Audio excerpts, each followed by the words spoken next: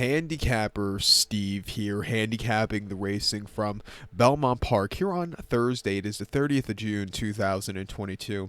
Gonna look at the 8th race from Belmont, but before I get on to that, remember to please follow me on Twitter at Horse Racing Kit 5 for more selections for race courses around the world, and I mean it around the world. The 8th race from Belmont, it's an allowance race, purse $92,000. Races for 3-year-olds and upwards, number one $15,000 on the main claiming starter or state bred allowance race, which number one 2 races here. We have a field of 10 horses entered. Keep in mind the 4 horses in MTO.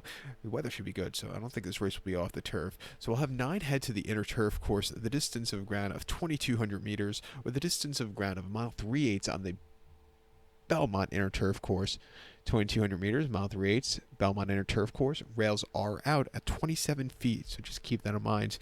And, we're at the halfway point of the year, it seems. Saratoga's 2 weeks away, and, we have a good summer ahead.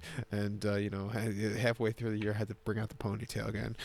With some luck here, hair's just not long enough yet. But it's that time of year again. Top selection. I'm going to go with the 7-horse Easter. Let's go 7-1-5-10 in the superfecta. 7-1-5-10 super. Top selection 7-horse Easter. 4-year-old gelding here. Grab motion trains. Flavian Pratt, who's taking New York by storm, gets the mount.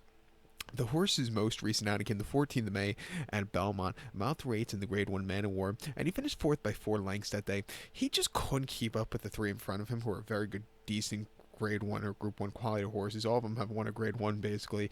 This horse just wasn't keeping up with him, but he still ran his heart out there. Coming back to a mile 3/8, a lot quicker round than he saw in May.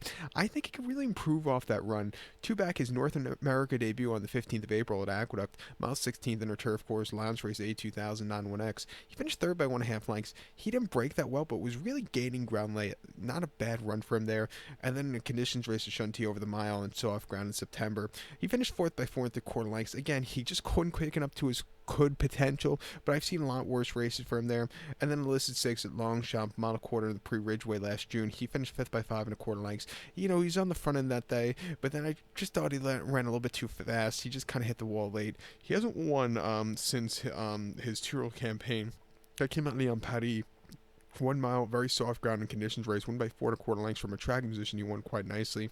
And then before then, soft ground Leon Paris in October 2020 in a main race, winning by 3/4 length again.